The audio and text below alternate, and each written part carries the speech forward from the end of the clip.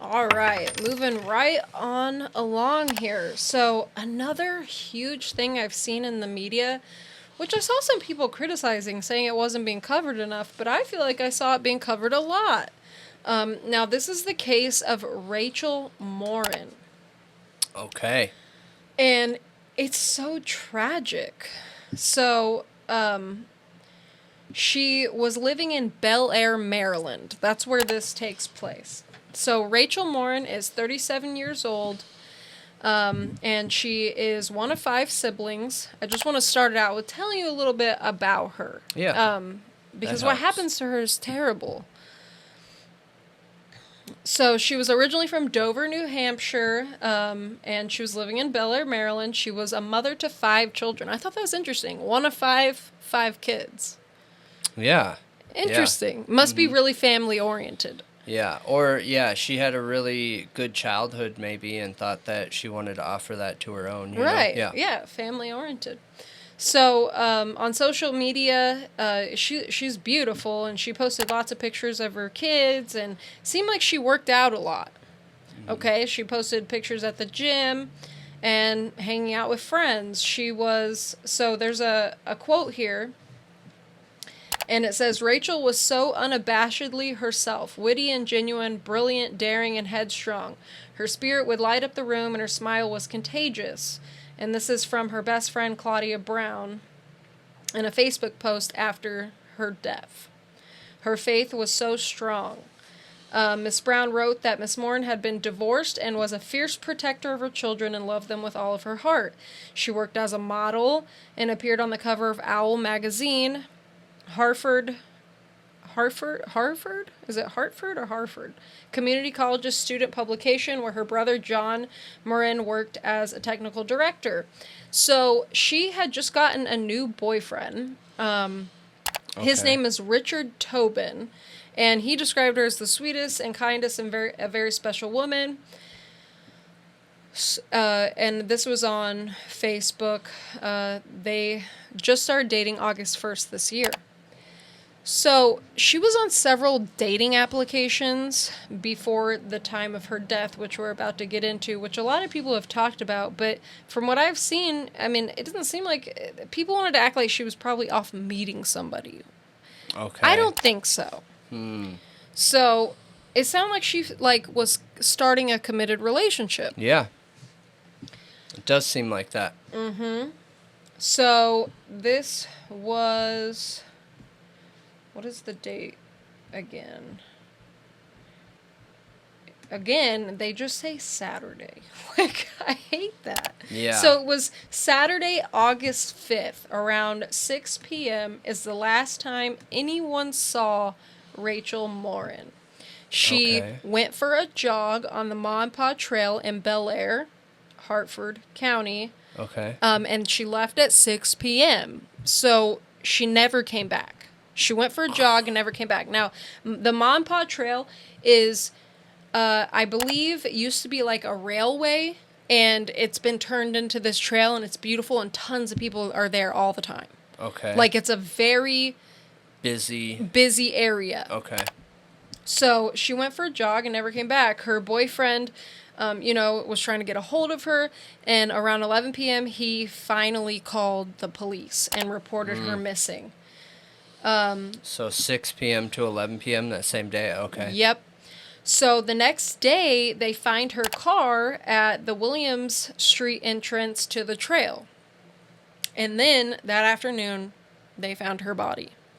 Now, this man right here, Michael Gabrinsky, he claims his, stepdaughter. I'm pretty sure. He was involved in finding her, but it sounds like I saw an interview with him it's JLR, right? Investigates. Yeah. He actually went there and interviewed this guy. He's always on the scene of every crime, I swear. But he went there and interviewed him because the news, like Daily Mail and stuff, were reporting that he found the body, and he actually didn't. It was his stepdaughter, and she called him and was like, oh my gosh, like, I just found this, here. Because apparently they heard a woman was missing, and actually she went out there to help look. and found Wow. it. And then he came out there, and he's a Native American dancer. He seems like a nice guy. Like, they seem like they're don't live like a super, I don't know, like modern day life. Like, they're kind of seem like, you know, like small town, laid back people. He travels for doing Native American dances. Okay. So the news started reporting that he's the one who found the body, and he described the crime scene. Okay. So apparently she was no clothes, fully naked. There was a long blood trail. I don't want to give like too many details. The police really didn't want this information out there, but it is out there. So, like, I'm not going to hold back on it. Like, this is just what this guy, true or not true, this is what this guy claims. Yeah, and our commitment is if we have the information, we're going to share it, because most of our base are adults, and I don't feel like it's okay for us to say, hey, even though you're an adult, I'm going to choose what you know, you know? And I think anybody... Just be respectful, please. Anybody who looks into this is going to find this. Yeah. So, it's like, it's out there. Yeah. So, apparently, she looked like she had been brutally beaten in the head to the point of disfigurement and was totally naked. Oh my gosh. And it looked like she had been dragged. So her body was discovered in a drain tunnel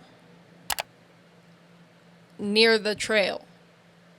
Don't know what that drain tunnel looks like. They're showing this. So maybe that's actually it. I don't know if they're just giving an example or if that's legit it. I kind of doubt that's it. Maybe because the police like cordoned it off. They don't want anyone to know anything about the scene. Yeah, but didn't JLR go to it? Yeah, I think he actually did. I'll look real quick. Yeah, while you're you talking. You should look.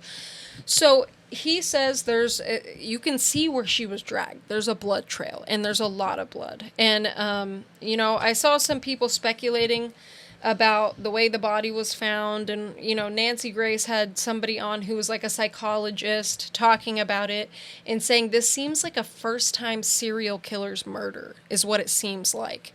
And she said it was sporadic, emotion-driven. Yeah. And that her like guess was that this person wasn't stalking her specifically, but knew of this trail, knew that mothers a lot of times drop their kids off at school and go there, and like knew they could find somebody there, and was sitting there like hiding out and watching for people and found the right person at the right time. Yeah. So it seems like it could have very well been a random attack, and we don't know if she was SA'd. We don't know anything. The police are like, we cannot discuss any of that at all. We will not talk about the crime scene. We want our case to stick when we find this coward, as they called him. Yeah. So, it's tragic. Like, this is a mother of 5 children. The community is shocked. The police department said they can't remember a murder in their town ever. Like this? No, not a murder. Like, they can't remember a murder in their town ever. Holy cow. So it's that small of a town. But let me tell you, despite not dealing with this on a regular basis, they assigned 10 detectives. This is real. They assigned 10 detectives to this case. I mean, that's incredible. That's incredible. That's what they did in this situation. Because obviously, like, look, this is why I back police so much, because not all police are bad. There's a lot of police out there that really want their communities to be nice and positive and good. And of course, you don't hear about those officers. You only hear about the bad officers. So when we see a situation where something tragic like this happens in a community that can't remember what their last murder was, they got all bodies going to figure this out. That's incredible. That deserves a hats off for those police officers. They were on top of it. They did a really good job, are continuing to do a really good job. And while not knowing the details like kind of sucks, at the same time, I want the case to stick, and if they feel like that's the best, then okay. And they are making moves. It's not like they're not telling anyone anything and not doing anything. They're making moves, you know? Yeah. So, but sometimes cases move slow. There's no way around it. Well, apparently it looked like her face was hit with a rock specifically. Ugh. So it's so violent, like horribly violent. Anyway, now everybody was like, who did this? It was going on. Everybody's like, who did this? Like, the police are like calling tips. They get like 300 tips. And then they find DNA evidence on the body, on Rachel's body. Okay. And they run it through CODIS. Well, they just did a press conferencing and now announcing they have a suspect. Good. They found a match, but this guy they found a match to is unidentified. They found it because, okay, here, let me make sure I got the exact. So the suspect was involved in a March 26th break-in and assault of a young child in South Los Angeles. So all the way across the country, literally West Coast. This happened in the East Coast. That's super scary. And I believe it's of this year. So, like, March earlier this year, he was in L.A., and then August of this year, they know that he was in Maryland. Okay. Whoa. So he's on the move, and nobody knows where he is. So it says the assault was not, from what the LAPD are working with the Hartford Police Department now. Yeah. They're working on this together. But there's been very little talk of either crimes. Like, they won't give details. They won't tell us if it, like, what happened to the child, what was going on. But I did see the LAPD actually, I think it's the LAPD, came out and said that the assault of the child was not SA. Okay. So that's... So then we're dealing with just like a thrill killer? I don't know. They said they didn't want to disclose any more details what happened at the house at that time. But here's the suspect's information, and we're going to pull up the video they showed. Okay. So they have like a security camera of him coming out of the door of this person's home. And this is his description. A Hispanic male aged 20 to 30 was caught on a home security camera leaving the LA home. We believe this person that Rachel didn't know, and it was a random act of violence. And that's all they got. And they got this picture, which... If they got a picture, like, it's only a matter of time until they get them, in my opinion. Yeah. Here it is right here. That's him. That's the best picture I got? Yeah, so it's a video. Oh, okay. It's a video, but you can't see his face. So apparently somebody uploaded a slowed down version. I meant to link it so that I could pull it up for you, but I forgot. But here it is. Okay.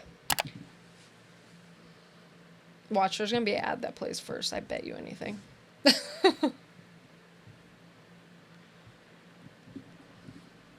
It feels like they're making moves, though. They are making moves.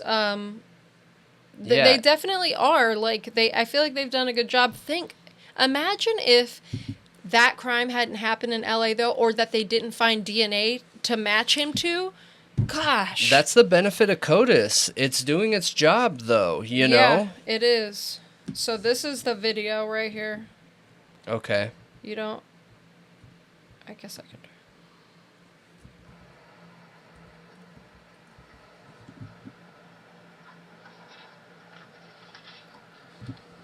Okay. Weird, right? Why was the person shutting the door behind him? If he broke into that home and assaulted a child, who was shutting the door behind him? And why is his shirt off if it wasn't SA? Isn't this weird? They said it was a home invasion with an assault of a child, a young child. That is so strange. I'm so curious. Tell me what you guys think about this, because that doesn't make any sense for him to go out. I mean, clearly it seemed like he was avoiding his face in the camera. Like, didn't you think? Or no? Did it seem natural?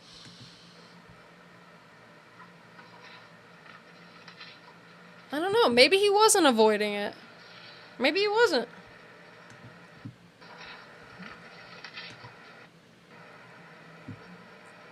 Yeah, that is so... It looks like he's talking to the person, and then he goes out that way. Maybe he wasn't avoiding the camera. Was that a kid's hand?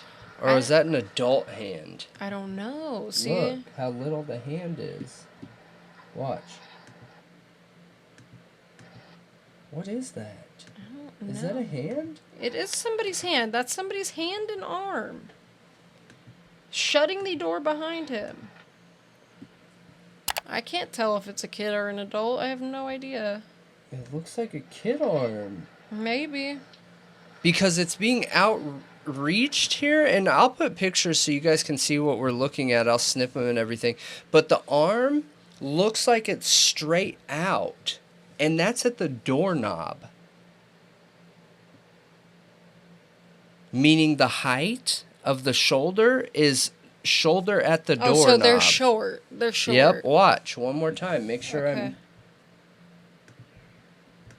seeing it right. Yeah. It's straight, isn't it? Yeah, it looks straight. I think you're right. I'm going to watch it one more time. By habit... Yes. Yeah. By habit, people grab up, like... where your arm's like a straight right here, a 90. Yeah, well, it looked like they were just closing the door, like just yeah, but it was at the door handle. What? Why would the kid close the door behind them? I don't know. That is very strange. Yeah, I don't know what to think about that, guys. But there's probably just a simple answer to it. There usually is just a simple answer to it. Yeah, so, yeah. I mean, I think we'll definitely find out more. I do think he's going to get caught eventually. That's a horrible, horrible outcome of a situation, though. A mother of 5. I know. Just going for a jog. And, you know, people have... I feel like it was kind of nasty. People were talking about her being on dating apps and she's probably out meeting somebody. Like...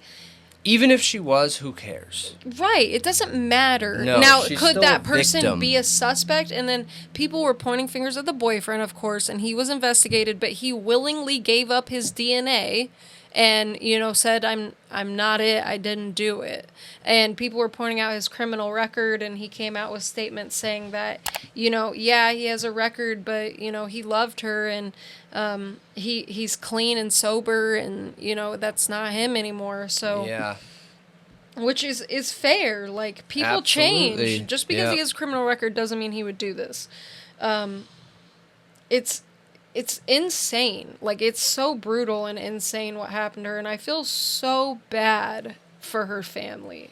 So bad for her family. I just hope she didn't feel any pain. You know, there's nothing you can do in a situation where someone lost their life except for hope that it didn't feel brutal to them. You know what I mean? That's such a crappy way to look at any situation too, to just hope that they went easy, but what else can you hope for? You know, I hope there wasn't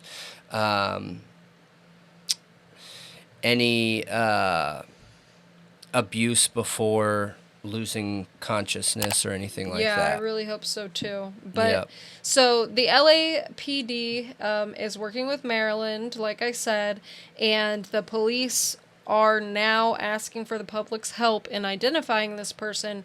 So the tip line is, anyone who has information, it's Harford County Sheriff's Office, and the phone number is 410-836-7788, or they set up an email, rmtips, that's Rachel Morin, rmtips at hartfordsheriff.org. Yeah. And we'll have that pulled up on the screen. And keep an eye out for a haircut like that, too. Yeah. That faux hawk cut haircut or whatever. And remember, this guy's mobile. Yep, he's mobile. Which the police have also during the press conference, they made a statement telling the locals to stay vigilant in the wake of her death, because the first crime was in a home, and then this crime was on a trail, and he's mobile. So, like, one was outside, one was inside a home. Like, he could totally break into someone else's house. And they said they urge their citizens to use caution while walking on the trails or through the community. Be alert, walk with a friend. Don't allow yourself to be distracted by your cell phone or your headphones. And that's important, because I have seen a lot of evidence pointing towards, if you're on your phone walking around not paying attention, you're actually a target. Yep. Not being aware of your surroundings. Or if you're running, only have one headphone in. Yep. So you can hear what's going on. Yep. So they have a bunch of tributes around the trail. Mm-hmm. They've been, like, her mom and her friend and everything have been putting little notes and flowers along the trail for her. Yeah. And there's a GoFundMe started by her sister, Rebecca, which has surpassed $48,000 with a goal of $65,000. And it's to support her children, her 5 children. Good. And that's incredible. Yeah, I'm really glad that they're doing that. Yeah. And August 19th at 11:30 a.m., they are going to have a trail of light and flowers in her honor, in memory of her. Yeah.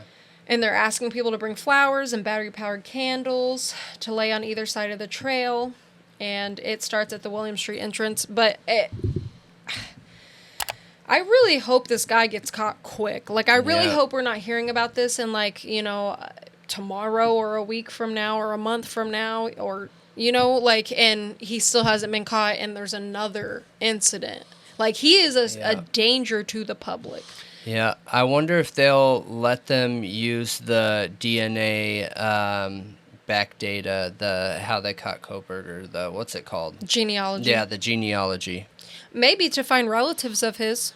That's a good idea. Yep. Yeah, it could be a way to figure out who he is. Maybe both locations were targeted locations because he had a family trip. Maybe he's from LA, but then that was like family trip area. You know what I mean? Something like that. Mm-hmm.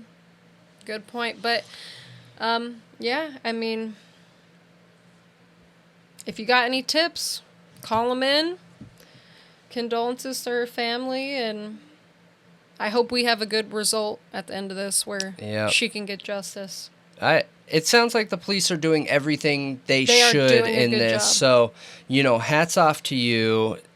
Keep at it, police. It sounds like you got a good beat on the situation, and we can expect him to get caught. Yeah, I think he will be. Yep. If you see something, say something. Yes. That's very important in these situations. If you see someone with that haircut and they're acting kind of funny, just bookmark that in your mind or something. Blue sweatpants he was wearing. Just look for these things. Yeah, if you see someone who looks like that, call it in. Like, if it's not the person, then, oh, well, no harm done. I mean, but if it is, like, you just caught a killer. So. Yes, I mean, absolutely. Risk versus reward, Absolutely. Absolutely. But, yeah, that's a wrap on Rachel Morin.